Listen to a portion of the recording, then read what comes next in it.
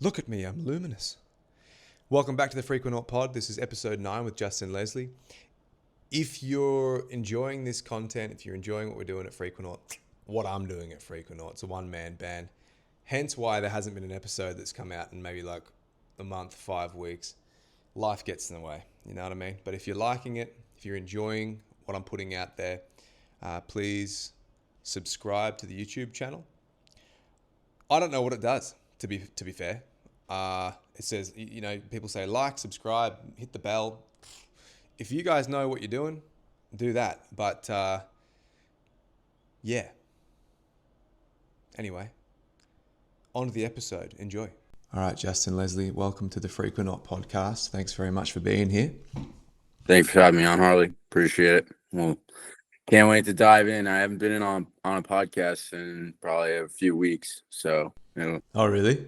got to get the rust off. Yeah, I've been on like 60 something podcasts, I think, in the last year and a half, sharing my story that we'll get into on everything Pfizer and alternative media and whatever else you're curious about and want to pick my brain on.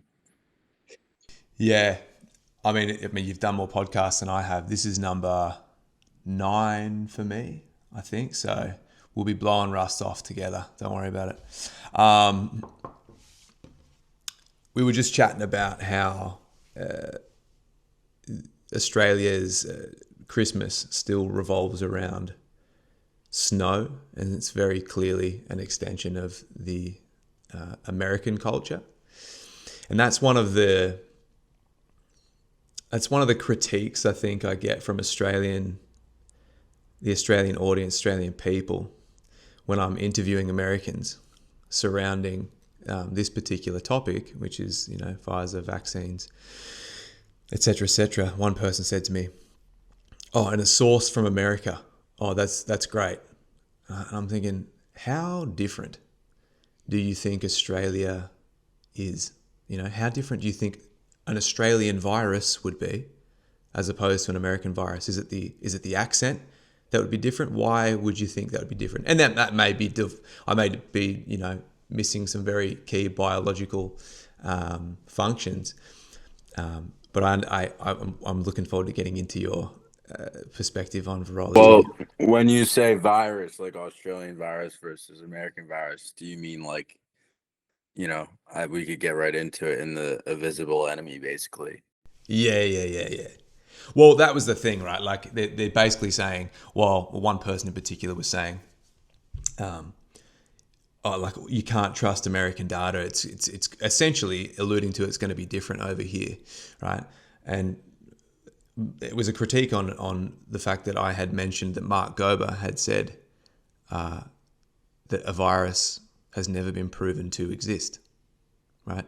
But before we crack into that, I'd like you to introduce yourself. So I'll do my best, and then you're going to fill in the gaps, because Justin was a Pfizer scientist turned undercover journalist, and he's the producer, the creator of Project Whistleblower and you can find that on justintegrity.net. And I've seen it twice now. I went to watch it a third time, but family situation, Christmas time, I completely ran out of time. But man, it's if anybody who's watching wants to pause and go and watch that first, do that, because it's one of those things where it was a moment for me when I watched it. I was like, oh man, everything that myself and other people around me intuited, or whether it was some sort of communication, subtle communication and obvious communication between me and the people around me, were like, this in 2020, 2021, we're like, this is not right. So just to give you a little bit of backstory, Justin, I'd been an actor for, I think, 12 years by the time we got to 2020. And I was on a TV series here, one of the staple TV series. I had a 3-year contract. And, excuse me, I ended up, they mandated the vaccine 9 months into my contract. And I basically said no. And so the contract ended there. So my future trajectory that I'd always imagined for my life completely derailed. And I kind of went, oh man, I'm sort of in this abyss of the unknown. But then, nothing happens for no reason. Nothing happens for, there's always some sort of logic or plan or unforeseeable purpose for everything that happens to us. And based on what I've heard you speak on, it seems that you're on the same page with that. But Absolutely. yeah, I'd just like you to dive into a little bit of whatever I missed within the introduction. I mean, that's a very good brief intro. There's a lot that I was, a lot of labels basically that you could put on me. My That's official good. job, my official job title was formulation analytical scientist, and at some point they put like 6 months into my time at Pfizer, they started calling me like they changed the job title to like biochemist or something. So I was basically on a small scale manufacturing team where I did research and development on like 4 to 5 analytical assays on the COVID-19 vaccine, as well as the mRNA flu vaccines that they were also doing research and development on. And so the research was ultimately about just like kind of creating new formulations for the COVID vaccine as well as these flu shots. And they also do saRNA, which stands for self-amplifying RNA, which has a lot to do with like, this. I think it's like just terminology for this overarching agenda from these world government, type, the United Nations, everything else, like self-amplifying RNA, like we're gonna put something in you and have it amplify so that you don't get sick and like read your DNA and RNA and reverse transcribe it or whatever any of the heck that actually means. But so basically that was my job title, formulation analytical scientist. And I basically became an investigative journalist for Project Veritas, an undercover investigative journalist where I was mainly doing undercover work. But I gained a lot of investigative skills working there. And so ultimately, my time at Pfizer branched into me working at Project Veritas because I wanted to be a whistleblower basically for humanity and bring truth to light on what was really going on inside the walls of Pfizer, which we will get into on this podcast. And then I was not able to be a whistleblower. I was offered a job opportunity to work at Project Veritas. I took that job like 4 months after being offered it because I just, I felt like I had blood on my hands and I didn't really know where else to turn. And then I basically took that job with the idea and mindset of getting my Pfizer whistleblower material back because I made some mistakes as a whistleblower. And then I worked in alternative media under James O'Keefe at Project Veritas and then went over to O'Keefe Media Group for like a year and a half or so. And then James O'Keefe essentially came forward to me telling me that he went to the Bohemian Grove, which is a big conspiracy rabbit hole, essentially, where he, he admitted one of the biggest things ever to me that, has ever came into this alternative media space from my perspective, where it shines a light that these people such as James O'Keefe and Charlie Kirk, Tucker Carlson, Candace Owens, Alex Jones, like any, and if potentially, if not probably, all of them are some form of controlled opposition, CIA, Operation Mockingbird, talking heads, essentially. Nick Fuentes, throw his name in there, and just about really anybody who gets large enough is what these types of people are. They are ultimately a form of controlled opposition meant to ultimately distract us from the real humans, the real souls in this earth realm, essentially, that are meant to discover why we're actually here. A lot of these people are a distraction that are all about divide and conquer politics, basically, where it's just right, left, and then, Trump's evil, Trump's good, this and that. And so basically, once James told me he went to Bohemian Grove, I had all the evidence I felt that I needed to step out into the world and share my whistleblower testimony, which is why I put it into a documentary. It took about 7 or 8 months ultimately to produce. It's at justintegrity.net, called Project Whistleblower. And then we can get into how, I'm walking into chiropractic right now to really get to the root cause of healing and become a healer and someone who can ultimately work with people with their hands, as well as, kind of the, dissolve illusions and unsubluxate the world in a way, is the way I look at it, where subluxations are like areas where people have interference in their body. And so, this story is all about like removing the interference of like MK Ultra and mind control ultimately. So that's my little spiel, and we can get into it as much as you'd like. I love how you didn't know that, or you knew that I didn't know what subluxation meant. Um, So, man, so many things come up in that intro. First of all, I really want to treat this. I've listened to a lot of the Way Forward podcast, like since discovering Mike Wilkerson. Thanks very much, Mike, for the introduction, by the way. And the way that Alec can break things down scientifically is absolutely incredible. I do not do that. I do not have that skill set whatsoever. So I like to essentially bridge the gap for the layman, right? Like and sort of, I guess, pose the questions that we don't recognize are there and preventing us from actually from actually discovering the truth, right? So, for example, there is some sort of insinuation that a scientist at Pfizer or scientists within these establishments completely and utterly understand the modality or discipline that they're in. And the thing that popped up for me immediately was you talking about essays. So was it self-replication or amplification? yes. And you were like, whatever that means. That's really interesting to me. It's like when you're talking about these things, and when the scientists within Pfizer are talking about these little acronyms, is it not entirely obvious to them what it is that they're talking about or what they're actually attempting to achieve?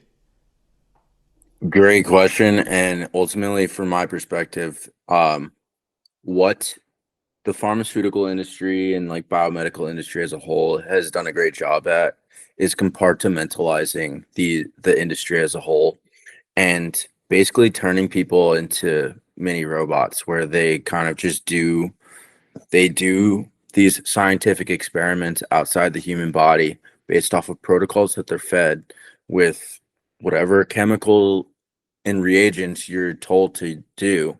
And then you're essentially putting them into some computer, some system that's going to pump out some results.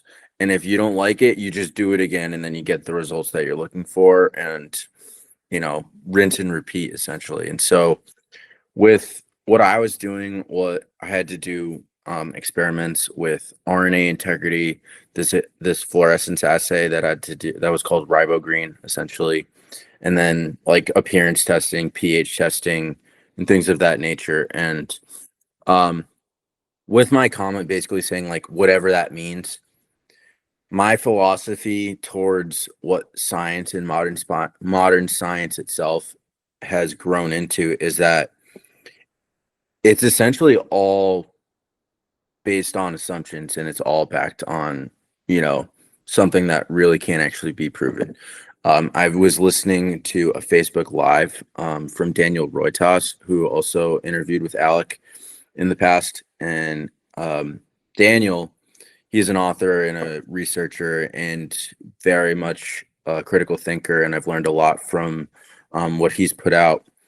And ultimately, what he was saying is that in this live, he was saying that it is essentially impossible to prove anything that anybody claims based on, what is happening outside the body, and to say that it's happening inside the body.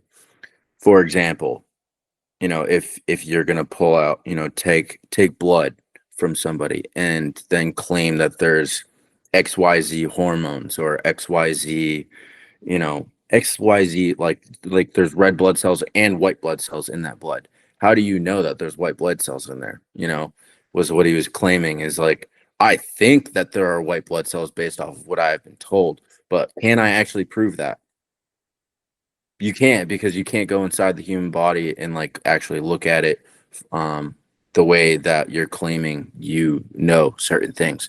And so that's like a big picture thing. And for me, it, when we talk about things like genetics and RNA and DNA, if you look at the root of how these things were even claimed to exist, DNA stands for deoxyribonucleic acid, and RNA is ribonucleic acid or something, right? Big words condensed to short little acronyms. And essentially DNA, it has to do with the double helix, right? Where that's apparently where our existence actually stems from, where we're claimed to exist from these DNA double helixes in our genetics, and whatever is passed down from parents stems from this DNA double helix. That's a very bold claim. And so, like, what I've kind of looked into is dissolve the illusion of what is really modern science through picking at it with logical fallacies. And like one of the big ones that I've come to find is relevant in almost every scientific claim is affirming the consequent, where they're essentially affirming whatever they're assuming, and they're not actually like proving anything. So that's essentially what virology has to do with, and germ theory as a whole. And so, this is a huge conversation that needs to be had, and a lot of people aren't necessarily ready for it. So I'm trying to like make it seem simple and just break it down in the sense that we don't really know a lot about what science is actually claiming, which is a tough pill to swallow for a lot of people. I listened to a lot of Mark Bailey since you and I were texting a few weeks ago. And he very eloquently breaks it down in layman's terms, what the sort of logical fallacies within virology actually are. But could you break it down for us in a simple fashion? Yeah, I'll give it in a short, simple fashion. Is that people who are in the terrain model camp, they are what we do when we say viruses have not been proven to exist, means that we're not saying viruses don't exist. It's just the perspective of virology has not been proven to exist based off of the information that has been presented, because there has not been a virus that has not been shown to exist in nature. And so what does that mean? Ultimately, one of the big argument points is you can go back to the 1954 Ender's cell culture experiments, where he was claiming to isolate measles. And ultimately, what Enders did is he basically took snot from a sick person and put it into cells, and then the cells died after, he treated these cells with antibiotics, streptomycin, fetal bovine serum. Basically, what terrain people call it is a toxic soup of, nonsense, a bunch of things that are going to actually cause what's called cytopathic effect on these cell culture experiments. So you have monkey kidney cells, and they're treating it with antibiotics, and then those antibiotics actually are meant to kill kidney cells in the first place. And so, with or without the human snot that is being put into this cell culture plate, the cells are going to die regardless. And then ultimately, that's where the fraud lies. And then when you do the actual scientific method, and then you have your control group where there's no human snot, and then you do an experiment with human snot, right? And then you take If someone is expressing symptoms of measles, you take the human snot and you put on the plate, and then the cells die, and then you're like, oh, that's from the measles virus. You're basically making a massive assumption that the cells are dying because of the human snot that supposedly has a measles virus that you're claiming is already there, where they've never actually isolated a virus from a human sample that they claim exists. And this is done in essentially all virology experiments, and it's just one big snowball that has turned into what we saw with this COVID-19. I call it the scamdemic. It wasn't a pandemic. There was no actual virus causing sickness in people. Ultimately, they shut down the world, caused fear-based propaganda, and then, you know, out of nowhere, they started putting up 5G towers, which, radiation poisoning has a lot to do with showing what influenza or cold-like symptoms are. And then on top of just all these other variables that had to do with what make people sick, because people in the terrain model argument don't say, oh, people don't get sick. We know that people get sick. It's just the understanding of why people get sick is very misconstrued in regards to a mainstream construct and how people look at the world. Yeah, that's a big assumption that I found, and that I even had. I had that question for myself when I spoke to Stephen A. Young, for example. I said, "So is the claim? There's an immediate assumption that the terrain model people are saying that people don't get sick, and you're like, what do you mean? But it's just the way in which transmission, if you can even use that word, happens, right? And I find that really interesting. This is something that I've been exploring for myself, and I'm like, wow, this complete shift in perspective. And you go, oh, I can totally see how I didn't see it before, but now that I see it, you go, oh, okay. Well, what are the other ways that people can get sick? It could be, like you said, EMFs. It could be food poisoning. It could be some other toxin in our environment that we haven't discovered is toxic for us yet. It could be a number of things, right? But when did you realize that it wasn't a pandemic and that it was a scamdemic? And it must have been at least closely in time, the timeline of you realizing that and you starting at Pfizer must have been pretty close. It's it was definitely like an ever evolving process, honestly. So I was in a master's program at Rutgers, which came before me working at Pfizer, master's of biomedical science, and I was doing this like Zoom University style where I was just learning online about, microbiology and all these other things that have to do with biomedical science. And I was really waking up to COVID-19 potentially being completely fake. And I ultimately was more or less prescribing to the fact that it was the flu rebranded and that there was no virus and that it was just some, you know, basically some event to usher in this mRNA vaccine that isn't actually for this virus that they're saying is out there causing sickness, and that it's essentially just the flu because the flu numbers went down. And so I was like, where did the flu go? They're like, oh, it's because of the masks and everything else. And so I worked at Pfizer for a year and a month, so 13 total months. And basically towards the end of my time at Pfizer is when I really started to wake up to the fact that there was no virus.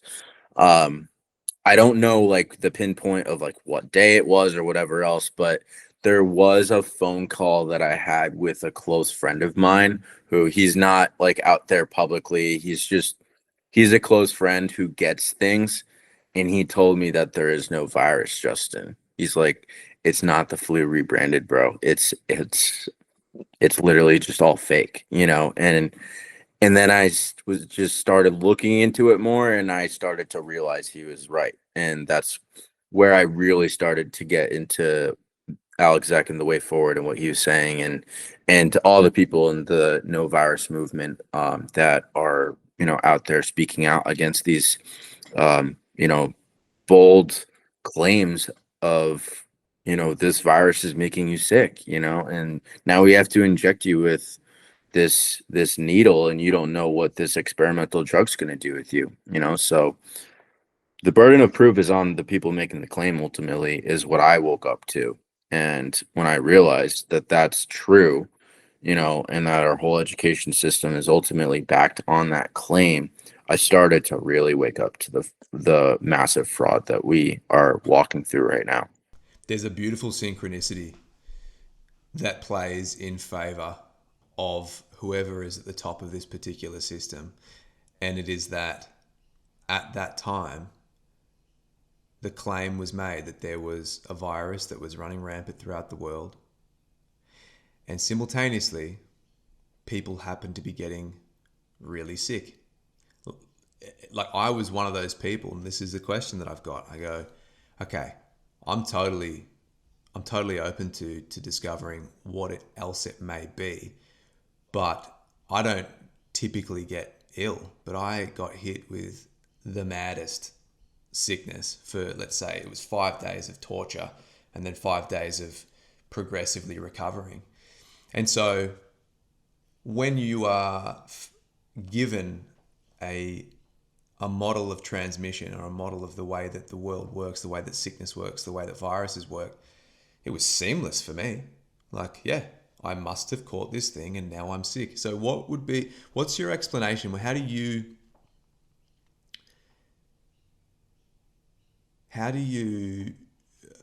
what's the word? How do you reconcile those two? Describe what transmission ultimately could be is essentially what you're asking. Yeah, essentially what I'm asking is why at that time did a bunch of us get brutally ill, if not a virus? Think about fear itself. If you're in a constant sympathetic state of fight or flight, if you're watching CNN or whatever news channel is on the screen telling you people are going to die, the number, people are dying every single day. The combination of that, combined with the masks, combined with staying inside, not getting the sunlight, not being out in nature, and a multitude of things. Just, suicide was at an all-time high with COVID-19. The amount of drinking and alcoholism that was happening also went up. And so just, if you take that entire time period into account, the fear of it all is really what actually breeds this type of event. Is you can't get away from it. You could not get away from the name COVID-19 for a day. It was on, turn the TV off, right? You still couldn't get away with it. Turn your computer off, turn the internet off. I mean, unless you're in the Amish, you were not, if you were Amish, you didn't really know what was going on, but everybody else was hyper aware of what was going on, that we were in some form of emergency. And when you hear about an emergency, all you want is a solution, so you're just you're in a hypersympathetic fight or flight state until, you essentially are presented the solution, and then it goes away. But to express what could have been causing contagion and causing people to get sick ultimately would be the 5G towers and the escalation of the radiation sickness that comes from that, as well as, the other things I was just mentioning, like not going outside, not taking care of your body, increase of alcohol consumption, and fear. And when you look at like Alec has talked about the work extensively of Eileen McCusick and of Veda Austin, where Eileen McCusick works with the biofield, where she's a sound healer, and she has done and created a theory essentially on what the biofield is and how it's like 12 layers outside the body that have to do with forms of communication. And when you're close to somebody, essentially, that could ultimately explain shedding, or explain how somebody spreads a cold or influenza from one person to another. And so what this would look like is I mean, what Eileen says is a strong, coherent field can counteract a field that is damaged. And ultimately, like with shedding, for example, say there's someone who's unvaccinated and they're perfectly fine and healthy, but they believe in viruses and they believe in shedding, and they're aware that shedding, put that in quotes, shedding ultimately could happen to them and that their menstrual cycles could ultimately be affected. Or maybe they're just not aware, but they believe in this type of information that the system ultimately presents them. There's an unvaccinated person, and then there's a vaccinated woman who also, works with them or whatever, and got 2 or 3 shots and is ultimately experiencing menstrual cycle issues. They sit down, they have lunch together, and spend a certain amount of time together, 10, 15 minutes, could be an hour, however long.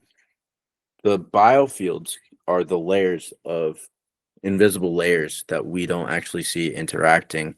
And it could ultimately be an explanation for, like, when you walk into a room and you're like, oh, this person has a bad vibe or this person has a good vibe. Simple as that, where it's like the energy coming off of somebody.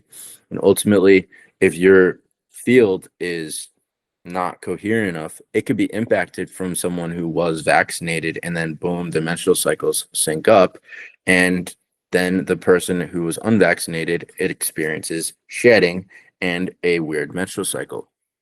And that could also be explained through Veda Austin's work, where she does work with structured water, where water is coherent and is intelligent and is able to actually, listen to us. And so the summary of her work is that she'll take water, put it onto a plate, and can speak to it, say the word love or say the word hate, for example. And then she puts these structured water into a freezer for like 5 minutes or so until icicles start to form.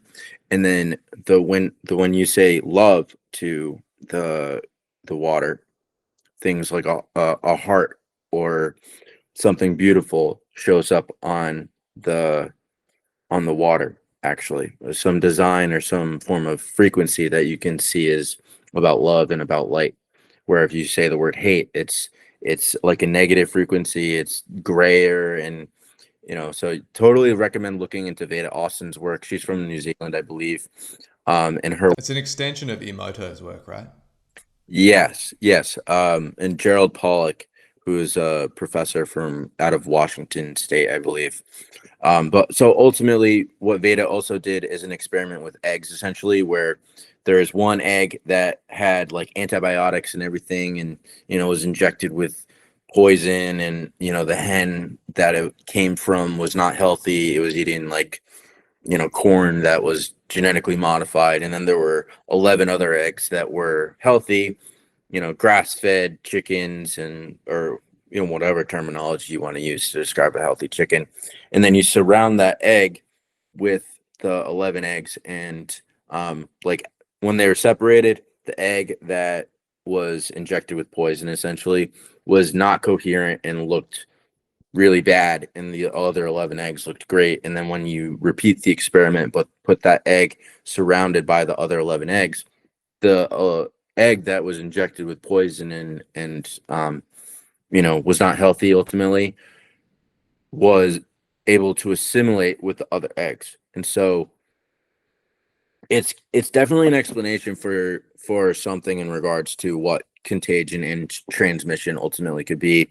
But I mean, there is over 200 something contagion studies that the tutoring community itself has looked into, and they've never actually proven that whatever they're claiming a virus is has proven to cause contagion. And I've read a lot of these studies. I've actually going through a philosophy class right now in chiropractic school. I wrote about this, and I talked about how, all of these viruses like measles and HIV just have no actual proof of causing sickness in another person that is healthy. No, it's never been proven. There's these one-off examples of like a chickenpox party or something else where, say there's 9 kids, one kid has chickenpox and gets 4 kids sick.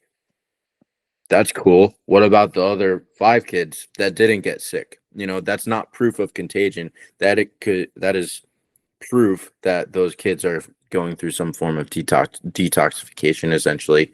And all chickenpox really is a detoxification of red bumps from the skin, is all you have to really think about it as. So it's all about dissolving that illusion is huge. So I just went on a huge tangent. I hope that addressed your question and makes sense. Does it make sense? It's beautiful, mate. Yeah, no, I've been I studying this for like 3-4 years now. yeah, no, I go on as many tangents as you like. I love it. Couple of things. I don't know which avenue to take. There's two things. First one is I messaged you maybe a couple of weeks ago when I was watching your documentary. There was a partner where you and Carrie Madej were looking at the vials. I think it was Moderna and Pfizer, or maybe there was another one as well, Johnson and Johnson. Johnson and Johnson was also there. So I provided her Mm. and the Project Veritas team with the Pfizer vials of the COVID-19 vaccine, the mRNA vaccine for flu, as well as self-amplifying RNA vaccine for flu. Yeah. So when you were looking at under the microscope, there were these little white tendrily things surrounded by black dots, right? And people had sort of alluded to, years ago, it being, it's the graphene oxide, it's this and that, whatever they've put inside of people. And I never really, I always like to take things with a grain of salt. I'm like, maybe. If I'm not seeing it myself, and this is actually something I was speaking about yesterday, it's like if I haven't seen it myself, all I know at that moment is that somebody has told me something. Forget about the content of what they've told me. All I know for fact is that they told me something, right? But in 2023, I had a live blood scan done with a naturopath. I just happened to do it. It was with my mum. She's like, oh, it's a friend of mine. Da, da, da. You want to do like, yeah, cool. She looks at it and she goes, have you had the shots? And I said, nah. She goes, are you sure? And I said, yeah, I think my career would attest to me not taking the shots. And she goes, have you been sleeping with anybody who's taken the shots? No. It's just I'm married and she hasn't taken it. Has she been sleeping with anybody? I said, no, fuck, nobody's taken the shots. And she said, well, don't be alarmed, but have a look at this.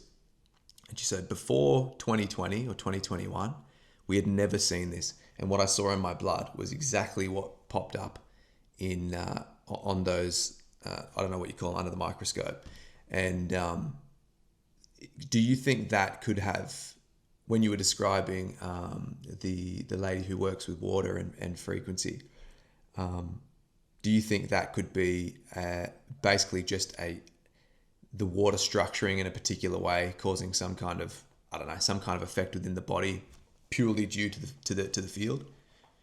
That would make sense to me. And if I had to bet, I mean, I'm unvaccinated as well, but the amount of vaccinated people that I've been around in general, if this shedding is, if the shedding of not a virus or a protein, but ultimately a shedding of like this frequency is real, then I wouldn't be surprised if my blood looked like that either, but ultimately, yeah, I did this, we did an experiment basically with Carrie Madej where, she brought the Johnson and Johnson vials and she brought the Moderna vials, and I brought these Pfizer vials, and we looked at them under dark field microscope, as well as we did like a live blood analysis in real time, where we had blood drawn from somebody that worked at Project Veritas and placed onto a slide, and then we provided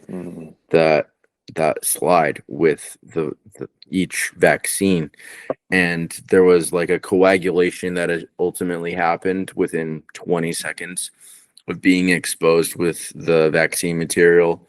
And then yeah, the blood cells themselves just started to like deform a little bit, and after a couple minutes they were like kind of like dying almost, and it wasn't literally every cell on the plate, but they would like form together and coagulate and just start doing some funky things. And so to think that this has happened, my philosophy is that, all right, well, this is something that's happening outside the human body.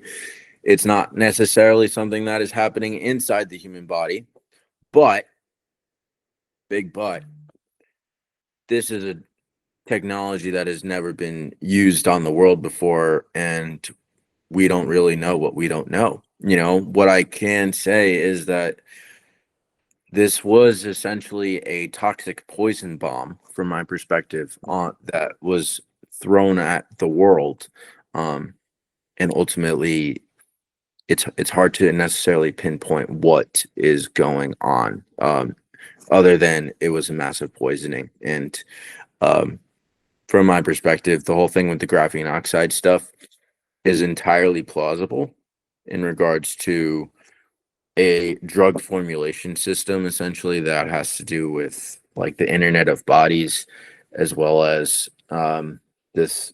It's a drug formulation system that like is supposed to like invade our circulatory system, and that's what it's essentially causing microclots in our circulatory system. I'm not really sure what drugs it's necessarily delivering, but I think it has to do with that whole self-amplifying RNA vaccine agenda, with this graphene oxide stuff.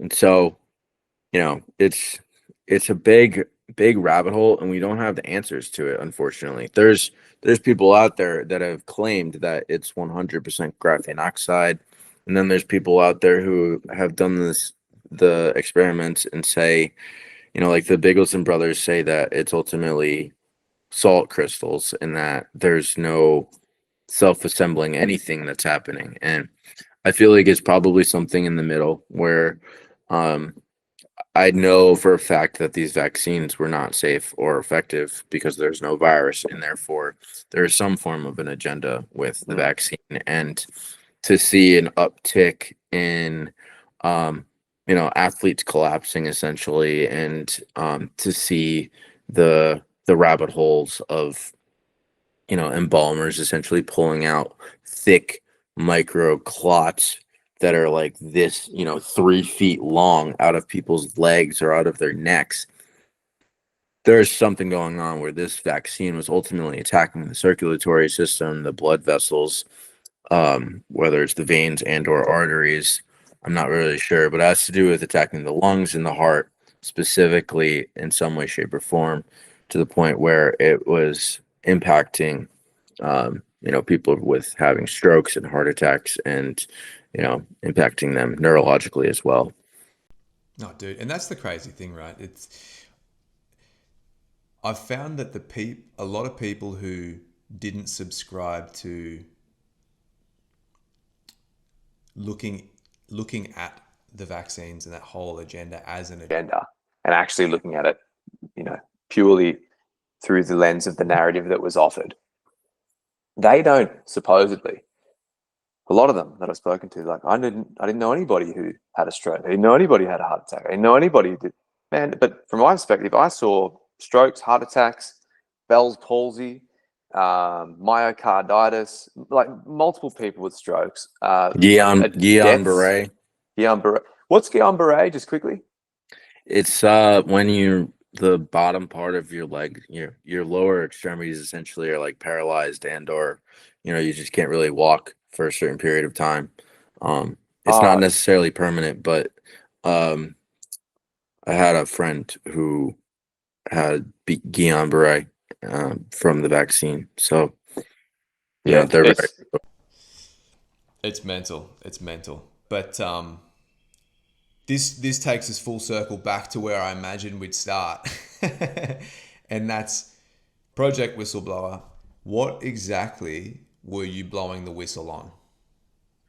I was blowing the whistle on a whole lot of things. I mean, the stuff with Pfizer, that is essentially this was a premeditated attack on humanity with these shots, where waking up to the fact that there is no virus, then what's the point of the vaccine?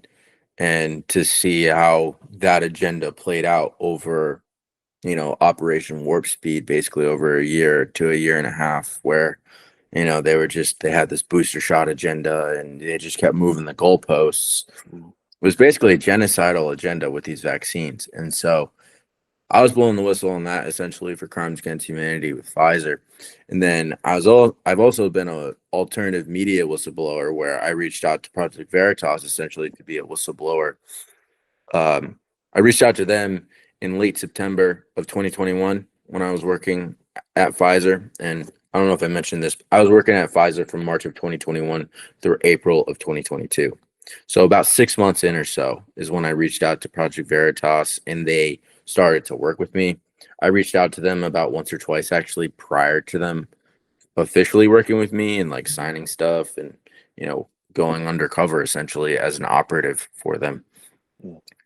I blow the whistle on them because of what, in my mind, they are.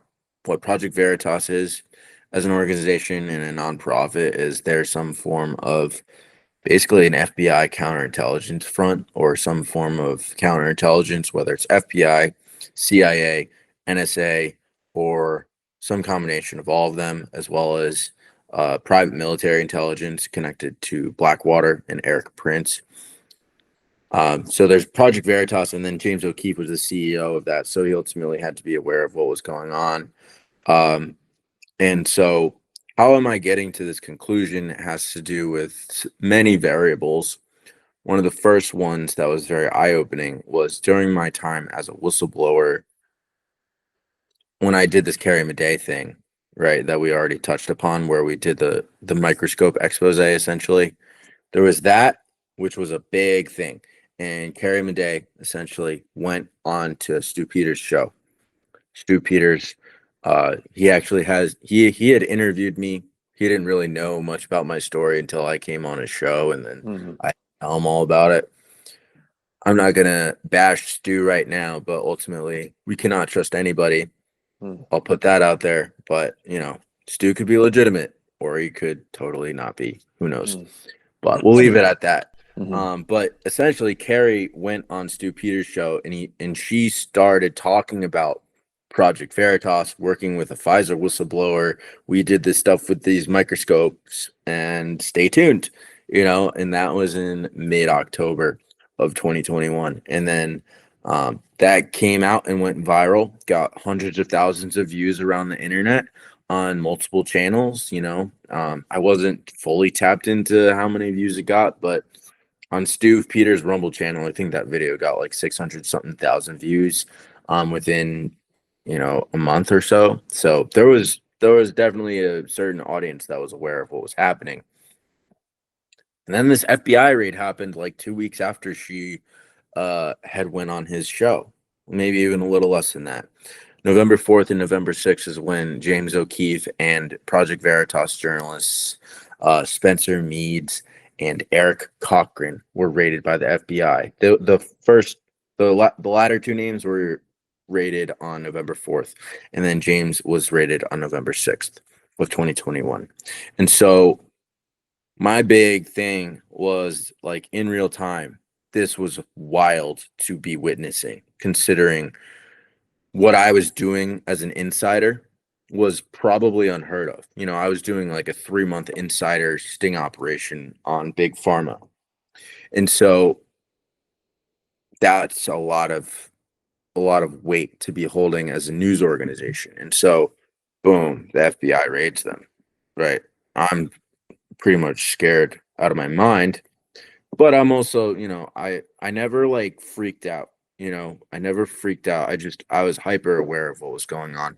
And so ultimately, the day that this came out, I was actually back home in Connecticut, and I was watching James O'Keefe on Sean Hannity's show. And James was on Sean Hannity talking about how the FBI raided him and how it had to do with Ashley Biden's diary, which is a story that they were investigating in, I believe, October of 2020, which is like over a year prior to what I was doing. So if you take that information, that it had to do with Ashley Biden's diary, and that was the reason for the raid, versus what I was doing, which was a current event, we're dealing with a full-blown crime against humanity, and basically looking to blow the whistle on these crimes against humanity against Pfizer, as well as the other vaccine companies, considering what Carrie Madej was looking at under a microscope, and at least raise questions to what was going on under the microscope, as well as the insider recordings that I was obtaining basically every single day, and that is another rabbit hole in the sense that I, was going in every single day essentially as a spy for Project Veritas.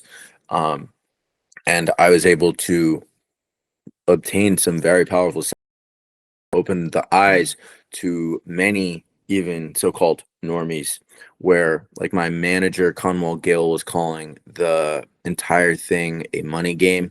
She said that Pfizer CEO and Beyond Tech CEO Ugur Sahin, and Pfizer CEO being Albert Bourla, essentially had no idea what was going on, in that we were figuring everything out in real time, that we were essentially flying the plane as we were building it, is a quote that was said by Bakul Batankar, who was head of the COVID-19 formulation for kids. Um, What a saint he is. Yeah, right. So that came in one conversation, and then another conversation had to do with creating a metaphor for chip companies, and essentially how chip companies don't like it when you talk bad about your product. And he was like creating a metaphor for vaccine manufacturers and vaccine mandates. And then he created a metaphor like where, if you eat too many chips, you're gonna die, and it was just a really strange, odd metaphor to throw into the context of everything else. And then the some of the most powerful information that I obtained, that I was not able to fully obtain from when I went to go essentially work at Project Veritas, because the information we just touched on, I was actually able to corroborate that information exists, and it is in my documentary itself. These two recordings with my manager Kamal Gill and Ramin Davari. The third information is more or less corroborated through other sound bites, and through the context of a YouTube live that is on the VAERS, or not the VAERS, on the emergency use authorization meeting for children, that happened in October of 2021. It was October 26th was the date that this occurred. And so I ended up watching this FDA VRBAC meeting, is what it was called. It had to do with vaccines, research, and biologics, where my vice president of the division that I worked at Pfizer, he went to the FDA and he essentially said he gamed the FDA by lying by omission about these vaccine formulations that Pfizer was working on.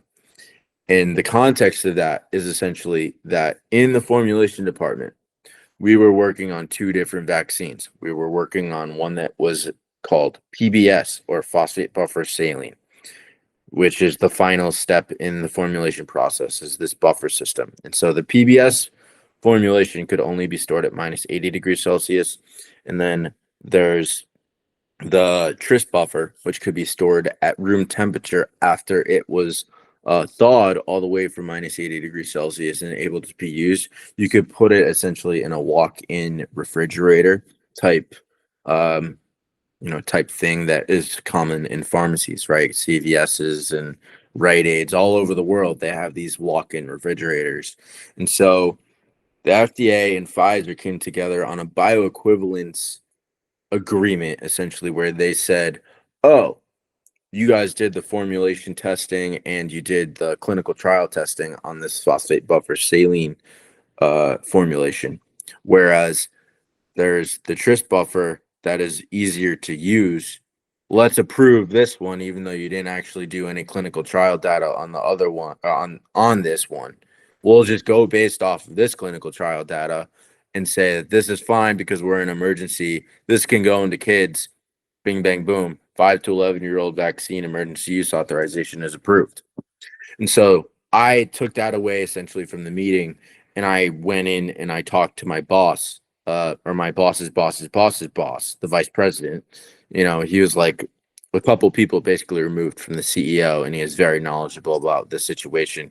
And he essentially said he gamed the FDA by lying by omission on these vaccines and what was happening. And so um, I couldn't believe he said it to me. It was literally within down with him for like 5 minutes. And unfortunately, I have been unable to reobtain this footage itself. But my testimony speaks for itself. And so I'm not pulling anybody's leg. That totally happened. And then, so I accumulated all this information, and then James O'Keefe from Project Veritas essentially came to me around Thanksgiving time, and early December, late November of 2021, where they essentially said, Justin, we're not going to be able to tell your whistleblower story because you broke recording consent laws in the state of Massachusetts. What you did in regards to crossing state lines with the vaccines and putting them under a microscope is too risky for us. And it puts the entire company at risk of being shut down. But we'll offer you a job opportunity to be an undercover journalist. What do you say? And I said, you're essentially covering up crimes against humanity right now, and that innocent kids and adults all across this world are going to be harmed because of you. And left it at that. And I basically had to put on another mask and say, all right, what's the next step? What does God want me to do? Does God want me to go infiltrate these guys who didn't do the right thing and go get my whistleblower story back? And that's essentially what I did. And so that was the next step in the journey. Is I stayed at Pfizer for about 4 more months after all of that information was obtained, because I just didn't know what to do. I prayed on it so hard. I was like, what am I supposed to do? And God was telling me, you got to go to Project Veritas, because God and Jesus and I knew, like, there's no way that you're going to be able to recreate what you obtained, and I totally screwed everything up in the sense that I was this naive 23-year-old kid, basically, who had these SD cards, right, which is the information that was holding these videos. I was too naive to back it up myself. I basically just kept handing this information off to a Project Veritas journalist who I worked directly with. 5 days out of 7 days of the week, basically, they had somebody with me pretty much full time, kind of monitoring me. And, they call them handlers, so I was being handled by a journalist, and I was giving this information off to them without backing it up myself. And so that was a huge bomb that went off in my life when it wasn't going to be able to be put out. James O'Keefe broke my heart, basically saying, yeah, I'm not going to tell you whistleblower story. What do you say you become an undercover journalist, because you can do this and help us and help people in that sense. So yeah, there's a lot more we can get into. Is there anything you have Yeah, in regards to that? Yeah, there's a lot in regards to that. Yeah. My mind goes. You could just go off in a million different directions. The first things that come up is me just being a little bit belligerent. But James O'Keefe is so clearly a fucking rat. Like, when I started following him because when I started, I guess, diving a little deeper into the exposing of the mainstream narrative, I followed him because it seemed as though that's what he was doing. But I watched one video and I was like, who the fuck is this guy? This is gross. Like, it was a very it created a very like a juxtapositional feeling within me where I went, this is not right. And then I saw your documentary. I'm like, this guy is not right. And all of the, by the way, again, a little extra belligerence to break up all of the the truth. For Project Veritas and his new company, O'Keefe Media Group, OMG, all this promo material of him dancing around and doing this weird shit, you're like, what is this? Who looks at this and goes, who develops this company and goes, you know what we need? James O'Keefe dancing under a spotlight in a dark room. You go, what the fuck what's going on here? Anyway, That's um, James for you. It's theater. dude, dude, and then him doing this thing on stage, this theater production. It was so funny. There was some really funny parts in your doco, as alarming as the whole thing was. One of the other one of the other directions I wanted to go was there's generally from a what's the word, a generic group consciousness perspective. There are people who believe in science, and there are people who believe in God.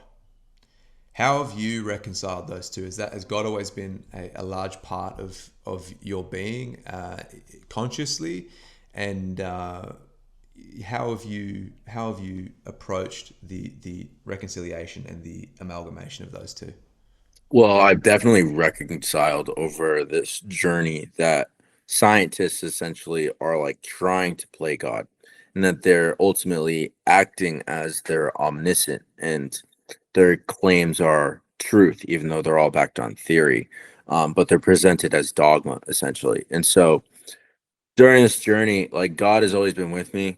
You know, my walk with Christ has always, I mean, it's been up and down just because of how hard this has been, you know, but I ultimately asked God to show me the truth, I guess, and he's revealed it to me.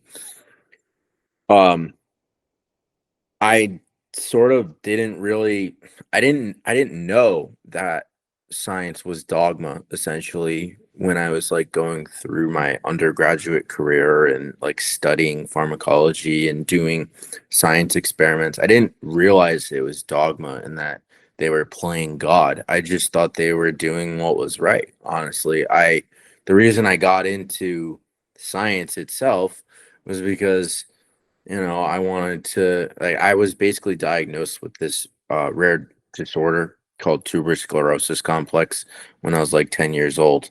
And it's basically a genetic disorder that has to do with, genetic mutations on tumor suppression and things like that. And I was relatively looked at as a unique mild case where I was very lucky ultimately to walk away with not having seizures and autism and, be debilitated, which is what a lot of people with this diagnosis ultimately walk away with is seizures, and like 40 to 60% of them need like daily assistance. And so I got into science ultimately to be somebody who could potentially um create drugs essentially, or sell drugs that would be looked at as cures for something like this. And my interpretation and philosophy towards science has evolved since, I was 20 years old. Now I'm 27. From like, oh, this is actually a good thing, to, oh, this is essentially the pharmakia that's described in the Bible and has to do with, you know sorcery and dark magic essentially, and capturing people's souls. And it's essentially dark magic from my perspective, where they could ultimately be like introducing things like demons into people, and or whatever a demon is, whatever your interpretation of that is what this scientific biomedical model with receptors and things like that. That's all this mechanistic and reductionistic way of looking at people and looking at humans, right? Where that's, you're essentially claiming omniscience, where more than what God knows, right? Like, that these receptors exist, that acetylcholine or whatever acetylcholine is does this in the brain, and all the neurotransmitters that exist do this in the brain. Like, if you take a 40,000 foot step back, these people have no idea what they're talking about actually. And so um I ultimately just have to trust God, and trust that the right thing is, I'm on the right path ultimately. And I've had to do a lot of pushing through barriers that may seem uncomfortable for someone my age or someone younger than me, someone any older than me. Like, I've just it's been my path. It's been my journey, and I've had to just like going on these podcasts. It's all for free. It's all out of the goodness of my heart to do this type of stuff and speak on it, and share my journey with people because I've if I can impact one person, then What an honorable path it is as well. Like what a mission you've been given. It's just it's I just see it as exciting. As regardless of all of the hardship, it's all perceived hardship anyway. And if you're able to pull the lens out and have a look at the overall karmic stream of where it started, where it's going, you'd be like, there'd be no need for concern. well, to think if I like never actually went to work at Pfizer in the first place, where would I be? Who knows? To me, that job opportunity being offered to me was God winking at me saying, Justin, you know what's up, bro. Like, you got to go do it. Like, you asked for the truth. I mean, I honestly didn't ask for it. I said I wanted an opportunity to work in the pharmaceutical industry because I was so miserable in my master's program. So was it worthwhile to continue going through a master's program if you were that miserable? So I basically had a conversation with my mom saying like, I'll take whatever job I'm offered. I also kind of reverse manifested the whole thing, basically saying I don't want to work at Pfizer or Moderna or Johnson and Johnson, and then Pfizer is the only one to come knocking. And if I could go back to that job interview, like I didn't even care.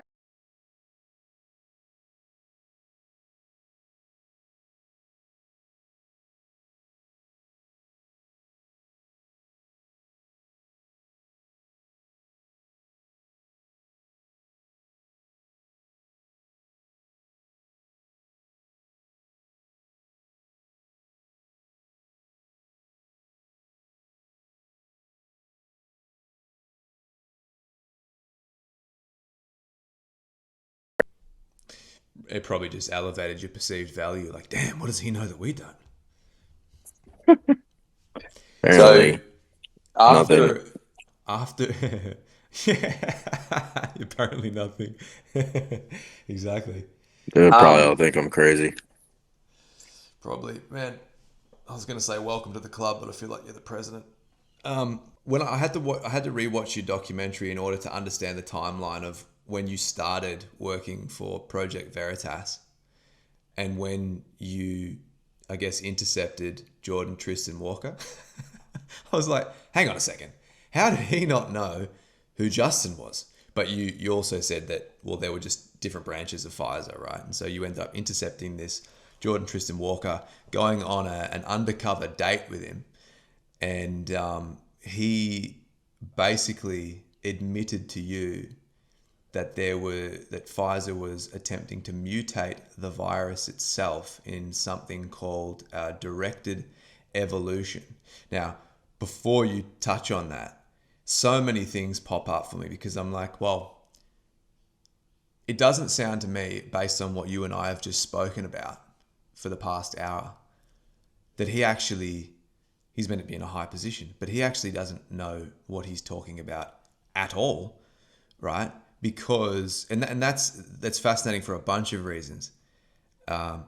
He's under the impression that there is a virus and that Pfizer is planning to mutate the virus so that they can create a larger problem so that they can create a solution for it. But if there is no virus, the question that arose for me is like, some higher ups are obviously not telling him something. And is Pfizer actually creating the illness itself through the vaccines? That's a really poorly structured question, but you know where I'm going with it. I mean, that's likely what was happening. I mean, it's painfully obvious that the vaccines were causing harm to people, to anybody that's really awake to what's going on. mm, Ultimately, with Jordan Walker and my encounter with him, yes, you're right. I did not know him. He had no idea who I was because I was working in Massachusetts and he was working in New York City. His background is actually as a consultant. He went to medical school, but he was a dropout from like the University of Texas. And then he was working at Boston Consulting Group for about a year, I think, at the start of the pandemic, so-called pandemic. And essentially, Pfizer hired him as a consultant, basically as a marketer. He was his job title was mRNA scientific planner and like director of operations, essentially. And that was his like Bumble profile, right? It said like mRNA director. And so my perspective on the whole thing is there's you're right, there's many ways we can take this conversation on Jordan. The backstory on how we even matched is also interesting, where I really needed a story at Veritas. I hadn't really gotten one. I had gotten one story on like voting or something in Philadelphia, and I was working on another story that was told later on that was called Ed Camp, Long Island. But that was like a long op. And so I needed this Pfizer story really badly.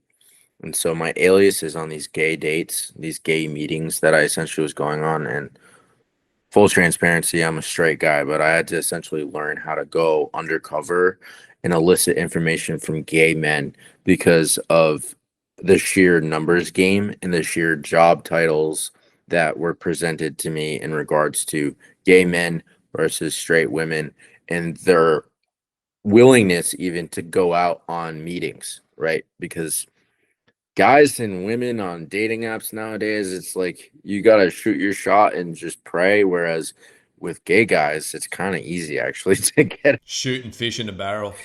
It's yeah, pretty much. I mean, it's so much easier to get in front of a gay guy than in a straight woman. I had some meetings with straight women, believe it or not. It's just I didn't get stories on them either. I don't believe it. No, I did. There was a handful. There was a handful. There was a journalist I went out with from Business Insider. And but that's besides the point. Jordan Walker, I matched with him because an intern, Carrot Top, matched with him on Bumble because he was swiping in Queens, and he sent his profile to me for me to match with him, which we matched within a day or so. And so that's just one little thing that I find interesting because he didn't show up on mine. I had to be sent his profile. And so to me, it's like, okay, this is interesting how this is playing out. And then ultimately, I met Jordan one time in New York City. I think it was prior to the holidays happening. I forget the exact dates actually, but um, ultimately, I believe it was like November 22 or December 2022. And then um, he says these things like, I basically kept back. I took a step back from this conversation and tried not to talk about work at first. I just wanted to like show the guy a good time and that I wasn't gonna like try and pick his brain on Pfizer and close him off to the idea of talking about work. But my alias also was created in a way so that it was going to be easy to talk about biomedical and pharmaceutical sciences essentially because I was like some sales rep essentially for some stem cells therapy, right? That from some made up company. That's what my alias was. And it was the same for basically every meeting. So, long story short, he says, yeah, Pfizer's thinking about mutating COVID with like this monkey kidneys, whatever thing he was saying. He's like, oh, yeah, we do this dilution with these pipettes and blah, blah, blah. And I was sitting there, and I asked him, like, so Pfizer's thinking about mutating COVID. And he just goes on this big tangent of, like, oh, well, that's not what we say to the public. No. And I look back and I'm like, well, these are great sound bites for Project Veritas to clip. And to me, it's just insight to the fact that this all could technically be an intelligence operation against me. Was this guy legitimate? I don't know. I question that. I'm not saying he wasn't legitimate, and I'm not saying he wasn't a real guy that worked at Pfizer, but I'm not saying he wasn't. big critical thought into this meeting with this guy. And I wasn't really even thinking this real time. I was ultimately thinking I just need to get a story. But also from my perspective, when he was saying that we're thinking about mutating COVID and that there's directed evolution, You knew it didn't make sense to begin with. I So, knew it had to do with gain of function ultimately in that agenda. So that was real. Those meetings happened, don't get me wrong. And then the whole thing with James sitting down in front of him and then, this guy's life essentially being destroyed was also very interesting because, I just like James sits down and he's like, "Oh, you know, you said you're mutating this virus." And he said, "Oh, I was just lying to impress my date." Was he lying? Maybe. That's it's an interesting question. Like, did those meetings with those Pfizer executives really happen? Was he just trying to, impress me and get in my pants as a perceived gay guy? I don't know. I don't have the answers to these questions. It would be interesting to talk to Jordan Walker right now, if that's even his name. But that's one of the. basically, No, you go, bro. 50, Sorry, go, go. 50 million views in the matter of a few weeks is what that story did. And it was like 30 million views on Twitter in the matter of like 24 hours. And so that, to me, the way algorithms work and everything else was real cause for concern. So the fact that the narrative of the bat in Wuhan, as well as the counter narrative of it being a Wuhan lab that was studying gain of function, the fact that those two narratives picked up traction kind of would I guess indicate that both of them are probably false. Well, it's possible from my perspective. And I'm very aware that like how mind control works. It wouldn't shock me if he was legitimate. He's just under a spell, thinking, "Oh yeah, this whole thing with Wuhan, like, what was up with that?" Where unless lived under a rock, you knew that that was some sort of narrative, right? Where the virus came from Wuhan and it could have come from a lab, but there were the people on the right who were saying it came from a lab, and there were people on the left who were saying it came from some wet market. And then there's someone like me who would tell you the virus doesn't exist at all. So, and that was the guy who was sitting in front of, right? But he's feeding into that right wing narrative of, oh, yeah, it came from a lab. And then boom, Robert Malone ended up on the whole Project Veritas expose. Not for nothing, but Robert Malone, his family has CIA connections.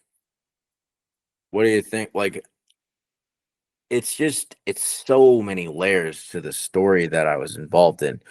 And so, the fact that I was aware that the virus narrative was fraudulent and that the mutation of a virus that doesn't exist is obviously fraudulent, to participate in that and have that be like my claim to fame, it was actually demoralizing. Alex Zek reached out to me and he texted me. He was like, "Bro, is this you?" I was like, "Yeah." I was like, "I need to talk to you about that, by the way." He's like, "This is crazy, man. Like I didn't mean for this to blow up like this." So yeah, like in real time, Alec knew that I was involved with that, and how I truly felt about the whole thing. Like I had a conversation with Alec, like saying, "Bro, I know viruses don't exist. What's up with this virus mutating story?" And I like in real time, it was like, "Bro, it feels like James O'Keefe is like this op." And then, the whole Bohemian Grove thing happened like less than a year from that. You know, my story came out in January 2023, and he told me in August of 2023 that he went to Bohemian Grove, which Before we go there though, I wanted to ask, they basically shelved 9 hours of footage. They put it on a hard drive, took it off the server, disappeared. Nobody would tell you where it went. What were the mental ramifications for you of this high level gaslighting? Has it taken you long to recover from that kind of psychological operation? Because as you alluded to, Tristan, what's his name, Jordan Tristan Walker, may have been some kind of psychological operation on you also. How has that been since that time? Has your barometer for truth and trust in people largely changed? Yeah, it's off the wall actually. It's there's Yeah, it's a BS meter basically, and I don't trust anybody at this point, unless you're like a lower level podcaster. Like once you get into the couple 100,000 subscribers, I'm like, oh, who'd you sell your soul to, right? Um, Partially joking, but also partially not, in the sense that this is a strange world we're living in right now, and the amount of gaslighting that I had to go through was real. Um, because like my colleagues that I worked with, they told me how much they loved me and everything else, but Oh, they also would, yeah, there's just like I could talk about this for hours, but like the whole thing with, if you remember from the documentary with January 6th, and my colleague Nightingale, her name's Alicia Gamble, her husband Brian Gamble being connected to January 6th and showing up in SWAT gear at January 6th, and basically being at the front of the police barrier lines and the breaking of the police barrier lines, where he was closer to that barrier than Ray Epps, who this guy Ray Epps is the one that many people claim is an FBI informant and everything else. So I came across this rabbit hole essentially, actually, after the fact that I was out of O'Keefe Media Group, because I was doing OSINT. OSINT is open source intelligence, right? I was doing OSINT on all my colleagues because I was working with my producer. Shout out to Marty Leeds for helping me produce my whistleblower story. Once Marty realized how crazy all of this was, like the fact that I had people that were like in the front lines of January 6th in regards to a lineage of me being connected to, he's like, bro, you gotta you gotta show everything and just do it, like this is how it is. Mhm. um and so that's the way the story was told. I put it all out there, and Nightingale, my colleague, was connected to like QAnon and essentially organizing QAnon circles in Tampa, Florida, as well as all the way up through Washington, D.C. And so I just thought that was interesting because she was always saying that she was a nurse. She did nursing before this, but, you know, her husband's like in military intelligence and has been his whole life and is like connected to the United Nations and all these other things, and basically is CIA. He's literally like in the CIA. Worked for General Mike Flynn as his right hand man. General Mike Flynn is in all these psyops, and so yeah, no wonder I was gaslit. These people are masters of psychological operation and they're rats, essentially. I love them to death still, actually. That's what Jesus supposedly, Jesus would love these people. It's really hard to love them, but they gaslit me for so long. And I don't know if they did it on purpose, like if they were under a mind control spell themselves because they're just so deep in it. But ultimately, they knew what was wrong and they knew telling my whistleblower story was wrong. Like Nightingale told that to me several times. She said, I wish we could have just told your whistleblower story. That would have been a beautiful thing, right? Is essentially the context of some conversations I had with her. But she also did say, oh, well, we can't release your information because, now because of your Pfizer story on Jordan Walker, which is also a psyop on the world, since that's out there now, you have a bigger target on your back. Like Mhm. it's just, there's so many layers to it all that we could get into. So many layers for you to unpack though personally, like because as your direct experience, even recognizing the disconcerting feeling that comes up when you recognize that you have to question Nightingale being a nurse because it doesn't make sense. And the fact that your good nature probably doesn't question it to begin with because you think that people are telling you the truth because you're a truthful person. I have a very similar thing. I go, holy shit, that person's trying to do this. I had no idea. And speaking to the fact that you still love them, like, I don't know if they're all narcissists, necessarily, but it's hard to stop loving a narcissist even once you recognize that they've tried to fuck you. Do you know what I mean? It's like their psychological operation on you as an individual is so strong. Yeah. Well, and I say love like with a grain of salt in the sense of like we had a lot of great moments together, Yeah. whether they were gaslighting me on purpose or gaslighting me because they're also mind controlled. But yeah, we worked together and we went through a lot of things together, and I did feel like I felt like they loved me too, but looking back at the whole thing and like I had a phone conversation with Nightingale before I went public. It was very brief.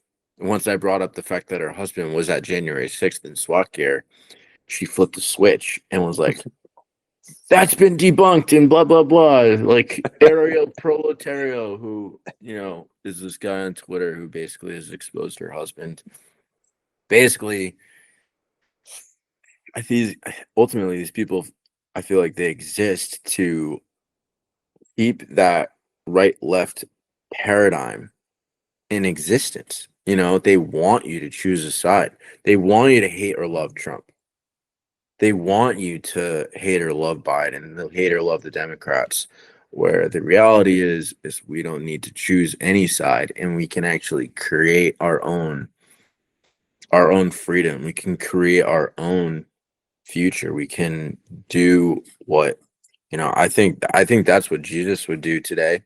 I think Jesus would like create his whatever party system, but he would want us to unite, where this these guys are all sucked in this division of like right and left and everything else. Like the fact that they went to go work at Steven Crowder, all my old colleagues, and Jasper went to go work at Project Veritas, Nightingale, Scarlet, and a handful of others that I worked with. They went to go work at Louder with Crowder, and Jitsi went to go work it with Louder with Crowder. Like the whole thing, it's like this ring of intelligence ops, basically, whether you know it or not. Like I was trained in intelligence, and I didn't really figure that out until I was like a year into it. I was like, oh wow, like this is intelligence, like, and it's not that hard to learn. It's just once you're exposed to it, like God has gifted me with like the eyes to see for sure, and ears to hear for sure, and also like a big heart. But I don't trust anybody or let anybody really in anymore unless you show me that you're the same way, in the sense that you don't trust anybody, and you have to have a similar philosophy in the sense of I don't trust anything that's essentially mainstream. Like with this whole Charlie Kirk stuff. Charlie Kirk, from my perspective, he's the same type of player as O'Keefe, where, he's out there, he's a podcaster basically, but they're going to go murder a podcaster.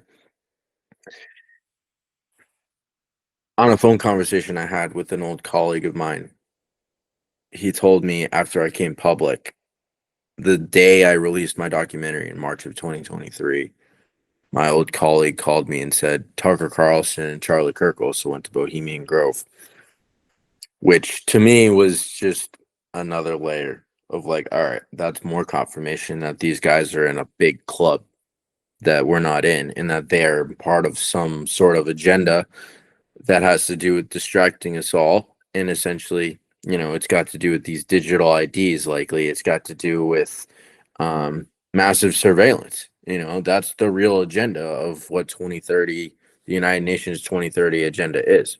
And I know I'll land the plane there. I know I've gone on some crazy tangent just now, but yeah, I mean, there's just so much to get into. And once I get in a train of thought like this, it's like it's hard to stop talking.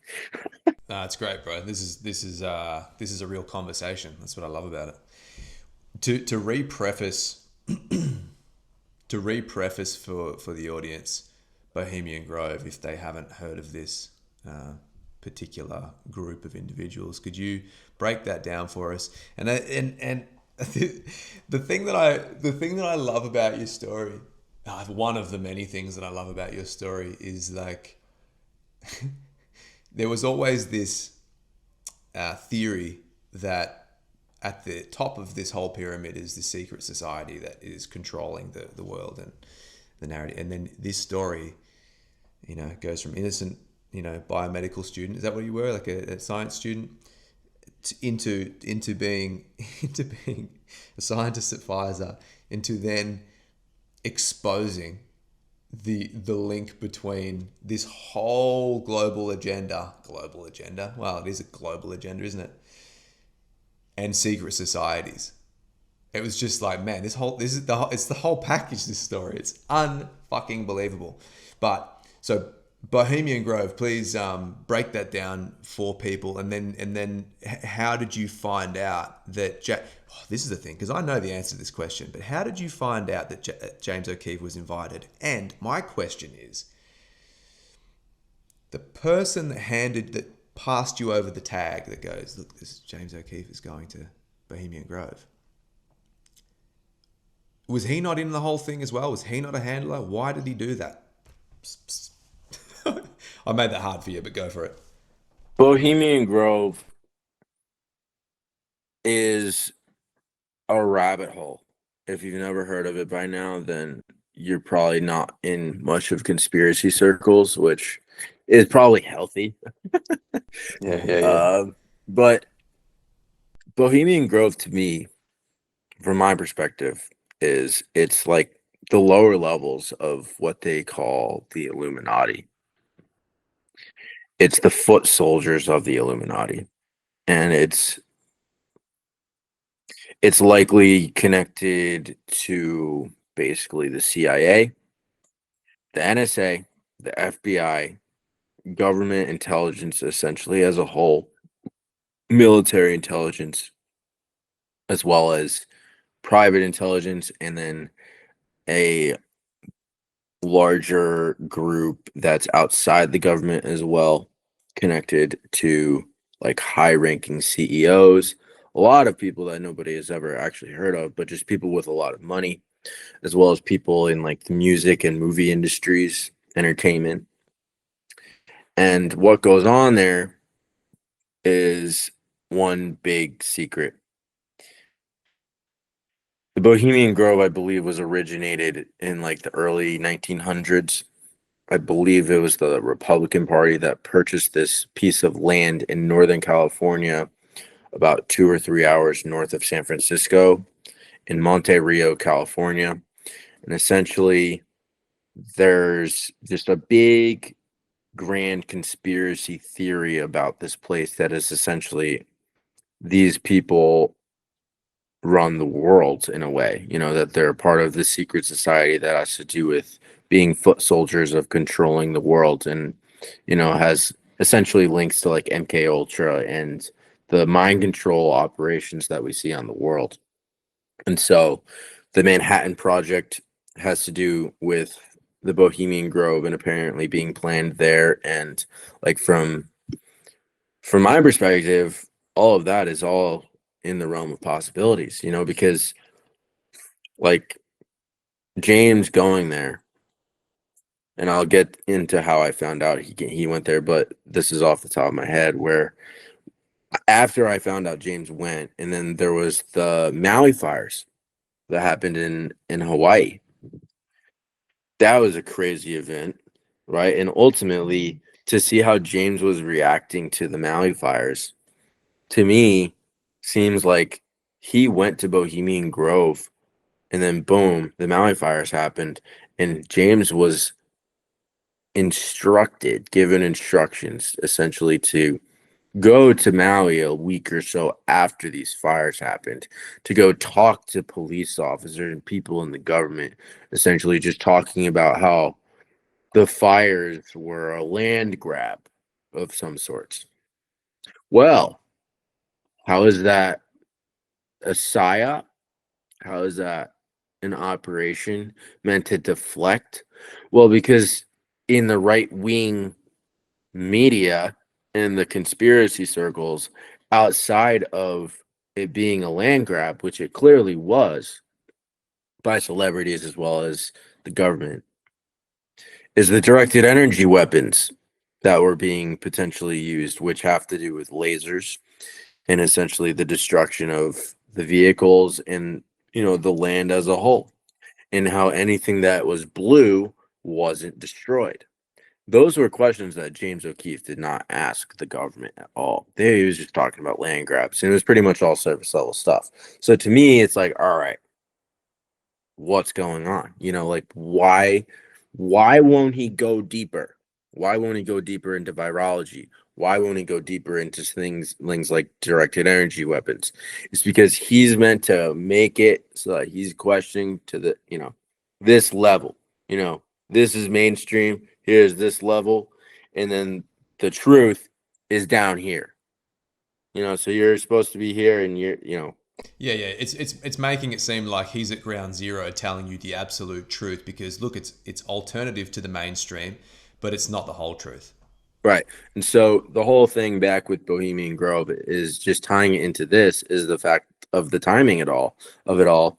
And like Bohemian Grove ultimately added to a ton of Alex Jones of InfoWars his credibility of exposing it. He apparently infiltrated it in like 2001 or it was 2002 or 2003, one of those years, early 2000s. He infiltrated it with undercover cameras and he filmed this thing called the cremation of care. And there's this pastor who I forget his name, but he's basically a demon, from my perspective. They're very strange man. Um, Basically it's such a rabbit hole where Bohemian Grove is basically connected to like human trafficking. It's connected to child trafficking and child trauma and things of that nature, as well as it's a blackmail ring. I believe Alex Jones said that on Joe Rogan on his podcast, where Alex Jones was talking about how the Bohemian Grove people go there thinking it's just, oh, like they're getting invited to some big club and they're gonna have fun and get to, you know, forget about work for a week or two, and then ultimately you get blackmailed by having a young kid who's 8 years old naked, and then boom, there's a black wall, right? Or there's some hidden wall where you're basically exposed, and if you don't listen to us and do what we say, then you're gonna get thrown in jail or you're going to get exposed on the internet. You're going to get whatever, so I don't know if any of this is technically true. I've just listened to certain testimonies based off of people who have claimed to be trafficked at the Bohemian Grove and have been survivors, but like there's been child sacrifices there apparently according to testimonies. So I can't necessarily prove any of this happens, but and some people say that that was happening more in like the 1980s and 90s, and maybe the early 2000s. Whereas today it's less of that apparently. But It's more symbolic, more symbolic child sacrifice. right, well, and I mean even the name of this ritual called the cremation of care, they're cremating care, meaning they're getting rid of care. They're getting rid of care for the world. And ultimately, that means to me that they're like feeding into their own agendas, right? And they don't really care about humanity. And so anything's on the table in regards to what the Bohemian Grove is to me. And so the fact that James went there, and to answer your question, how did I find out James went there? Um, James went from July 20th through the 27th, and he basically was telling us that he was going on a gentleman's like entrepreneurial retreat or something. And I recorded a whole meeting, the whole meeting prior to him even going, because at this point I was on high alert. I was like, this is messed up, because I already knew he went because, or I knew he was going to Bohemian Grove because my old colleague, who is also not trustworthy, she resigned. Her name's Julie Trammell. She resigned, told me James is going to Bohemian Grove, just to let you know. And I said, oh wow, this is crazy. Um, it was apparently on his calendar, and like the rumblings of it essentially were passed around at O'Keefe Media Group, where most of the journalists knew that James was going to Bohemian Grove prior to him actually going. And so we wanted to see if he was actually going to go, or if he was just, if it was a front for something or whatever. And so Nightingale and Jasper actually ended up confronting James about the whole thing with the Bohemian Grove in mid to late August, when I was actually on vacation in California, which is where I like met Marty, who helped produce this documentary. But ultimately, I found out in early August, August 1st or 2nd was the date, from Carrot Top. And you're asking if Carrot Top was an operative. To me, I don't know. I feel like he was too young to be an operative. He was apparently just an intern who went to Hillsdale College. Um, he's probably out now. Who knows what he's actually doing? But I mean, he did want to go into the intelligence agencies. So, just question everything. But ultimately, in that time period, I don't think he was necessarily an op. I don't think he agreed with James going to Bohemian Grove, because I went to this house in New Jersey just to get work done and to see if there was anything I could do. And I was basically sitting on my laptop, and he opened up the he opened up the envelope and plopped it down right in front of me. And it was like right there. It was the picture that's gone viral. The red tent slip that says Monte Rio on top, California, Bohemian Grove, James O'Keefe in scribbles, and then the Ty Binders camp name. And I basically, wanted to like scream and crap my pants. And then I handed it back to him. I like looked at it front and back, and I said, "This is crazy," with like my eyes just blown up. And I handed it back to him because it wasn't my property. And then he went and just put it back on a table by the bathroom. And I said, "Oh, I gotta go to the bathroom." And it was just sitting on his desk, and I just took pictures of it. And I ultimately wish I could have taken a video of it and like put it next to my face and whatever to like corroborate it even more. But the fact that I was able to obtain those pictures was crazy. The reason I didn't do all of that, I think, is because I didn't want Carrot Top to see me doing that and then, have it turn into some like, what are you gonna do with that? Like I did it as fast as possible, as discreet as possible. I pulled out my phone and I hit the camera button, and I just went boom, boom, boom, boom, boom. Took like 5 pictures and just went to the bathroom, and that was it. And then, so that means, that was my whole confirmation. All right, he went. And then the admission came when he told me over the phone, where I had actually had a conversation with Nightingale. She told me she confronted James about going to Bohemian Grove, and how he was upset and how he like wanted to fire them all, supposedly. And then I told James I was ready for the phone call, so he gave me a ring. I think he called me. I can't remember honestly, but we talked for 20 minutes, and then we had a second phone call because he had poor cell signal based off of, he was like filming something basically on these like FBI raid stuff on like getting donations for the journalists who were raided, Spencer Meads and Eric Cochran, and basically just, said what he said. He said, "I went to this Bohemian club. Some of you are upset about this whole thing. I want to see how you're feeling, see how you're doing." Do you trust me? And that was the point in time where it was like, all right, I could either stay undercover and investigate this further, or I have all the information I need and it's time to stand up for yourself. And then I was recording, so I just knew, like, all right, this is where you step into you and your truth. This is where you step in, stand up for yourself and stop being gaslit about everything, or taking the gaslighting for what it is and call it for what it is and say, you gaslit me, you know, basically said the whole thing felt like it was, ah, that conversation was just crazy. I mean, I haven't actually released the raw footage to the public. I cut it all up because it's just so much to listen to.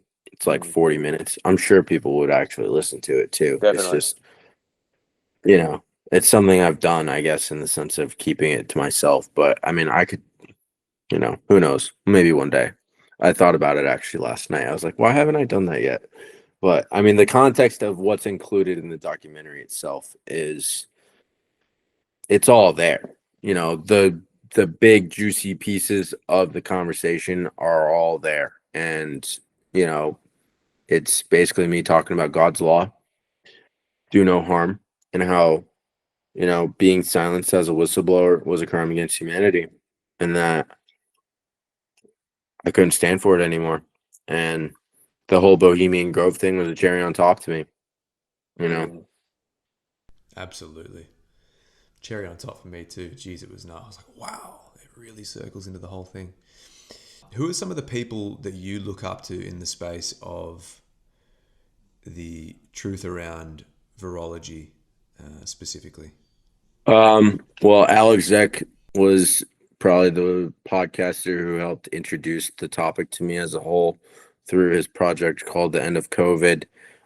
Jacob Diaz, undercover virologist, he's great with everything. He's got a Telegram channel that explains and dismantles basically everything regarding virology. Liev Dalton from Beyond Terrain podcast is great. Ben Hardy and Mike from the Terrain Theory podcast is great. Dr. Mary Zell Arce, she has a Substack channel. She's not a podcaster, but she's a naturopath who's written a book called Germs Are Not Your Enemy. That's actually come out this year. It's a great read. I've read most of it. I haven't been able to say I've finished it start to finish. I kind of jumped around as I was, reading it because I wanted to find certain areas that I was like really looking to read about. Dr. Jordan Grant, who also actually interviewed with The Way Forward, he's a great guy to learn about from logical fallacy perspective. Mark Gober, the author, great guy. He has a similar background that I do in the sense that he was coming from Wall Street and everything else, and the way he got to his conclusions, weren't based on science. It was looking at it from more of a financial perspective at first, and then, he got into the whole logical fallacy arguments, and has evolved into being the author that he is today and public speaker that he is today. And Dr. Amanda Vollmer, Mike Winner, my friend Giovanni Cerruti, he's an investigative journalist who does a lot of live streams. I've been on his shows a few times. He talks about viruses being fake as well. Tom Cowan, very outspoken XMD. Andy Kaufman as well, an XMD, and there's just so many people that I could list their names off. I don't have a list in front of me even, but Yeah, that's sufficient. and we'll end it with Dawn Lester, my friend Dawn Lester, who I love dearly. She's from London, and she wrote the book "What Really Makes You Ill" with David Parker. She's awesome and is, I'm in a couple group chats with basically a lot of the people that I just listed, and we all just bounce ideas off of each other. And our one last name, Daniel Roytos, I already brought him up, but he's great as well. And there's, if I didn't bring your name up, don't feel offended. I just don't have have everybody's name memorized when it comes to this. But yeah. Last thing is, you've come from, I guess, the science background, this materialistic perspective. Not necessarily saying that was your indoctrination, but what you were studying seems to be founded on this materialism. And now you found yourself in chiropractic. How has your perspective on health and, I guess, the human experience changed within the last 4 years? It's shifted immensely. And to speak to that, my philosophy has evolved actually a lot as I'm studying chiropractic right now. And chiropractic itself, I will say, is rooted still in like a germ theory based paradigm, an old paradigm that is fraudulent. But like the fact that I'm able to explore my own philosophy while I'm in school is very cool. And essentially, what you're saying is I started off with like a very reductionist type mindset about the body, whether I was aware of it or not, doing scientific assays and experiments outside the human body. And my philosophy has evolved into more of a holistic and holism and vitalistic philosophy where the power that made the body heals the body is essentially the initial philosophy that D.D. Palmer and B.J. Palmer have used ultimately to grow chiropractic to what it is today. And there are many other philosophies that stem from the chiropractic philosophy, or everybody within chiropractic kind of has their own philosophy. And so sharing mine is I actually have a very my philosophy is more geared towards there was this philosopher called Pierre Duhame who I've done research into, where he has a philosophy essentially on philosophical doubt, where we have to essentially question everything in regards to how it's presented to us as these theories, and that science itself is essentially based on a bunch of theories, and if you can disprove a theory, then it unravels the whole thing and proves, like we've talked about with virology, it proves the fraud within virology. When you disprove the fraud within virology, you can disprove fraud within genetics, and then you can disprove fraud within like biochemistry itself. Within like one thing we say in with one thing I've said with some of my colleagues that I just mentioned in the last question, is like, show me a nucleotide, show me an isolated nucleotide, and how you know that that is guanine or whatever nucleotide you're claiming it is.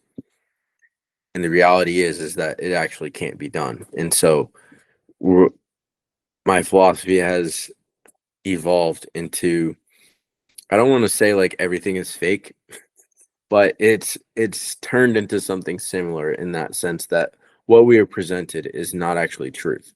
And we are not omniscient, so we can't actually know the full truth. And that's okay. That's fine. What science to me ultimately is, and what real health ultimately is having a clear mind, as well as, if you're going to be a practitioner and a healer, look at patterns in people. Look at, whatever they claim vitamin A is. It can be used as a form of healing per se. Like if you get a sty in your eyeball, there's vitamin A apparently in milk. So you can put some vitamin A milk right in your eye to potentially help heal it, or you can use other forms of vitamin A in higher doses to help heal. But are we acknowledging that vitamin A, the chemical construct, exists? No, not necessarily. We're taking the construct that they use ultimately to communicate, ultimately to talk about like patterns and other things like that. And so that's a whole other conversation. I could probably talk about this for hours. Mm-hmm. But does that make sense in the sense Yeah, yeah. of Yeah, yeah. everything that we are presented is essentially presented as truth, which is dogma, where we need to question it all. Question vitamins, question viruses, question whether bacteria makes you sick.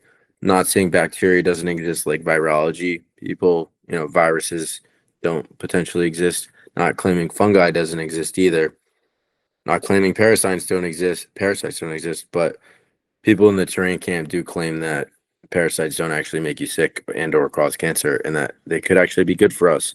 And so question everything is really my own philosophy, and I'm still ultimate, my philosophy is growing every single day.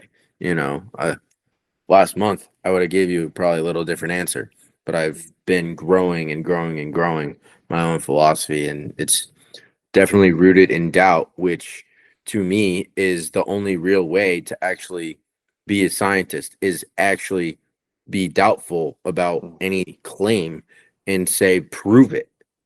Like, you can prove that fire, if you create fire and you put it in a cave, you can see light, you can see more, right? You can prove that. But once you start claiming, and this is actually based on that talk with Daniel Roytos that I referred to earlier in the talk. If you make fire and then claim, like, oh, I know for a fact that it's oxygen molecules doing this and whatever else doing that at a molecular level, you're essentially creating assumptions that are not provable, and therefore you're committing a burden of proof fallacy, which is largely what science is today. And so let's do real science and essentially question everything, my friends, is what I have to say. Yeah, this looking for where you're affirming the consequence at every single millimeter of your experience seems to be the only way For forward. sure. That's awesome, man. Justin Leslie, man, I've been looking forward to this. Oh, do you know, I was, again, speaking to Mike Wilkerson months ago now, and he goes, have you heard of Justin Leslie? And I said, no, who are you talking about? And he told me the story. I was like, yes, I have heard of him. And he goes, I'll hook you up. I'm like, sweet. So I've been looking forward to this interview long before you realized that I existed. Um, I've been looking forward to it as well. I've been going through a whole lot in regards to chiropractic school. So thanks for being patient with me and just allowing me to share this testimony with your audience and reach the people of Australia and whoever else listens to your podcast. I know you got a large following, so I appreciate the platform, and I'd be happy to come back on if you want and get into 100%. anything that we 100%. missed. So yeah, much love. Beautiful, man. Thanks very much. Thanks, guys. Chat to you soon. Well, I hope you enjoyed that roller coaster as much as I did. Justin Leslie is an absolute legend. I think in the future he's going to be regarded as a real modern day hero. He's one of my modern day heroes. And yeah, I think I'm going to put his details in the show notes. I've heard other people say that. I think it just means in the description. I don't know what I'm doing. Remember to follow, subscribe, like, love, comment, and hit that bell for notifications. And I'll see you on the next episode. Bye-bye.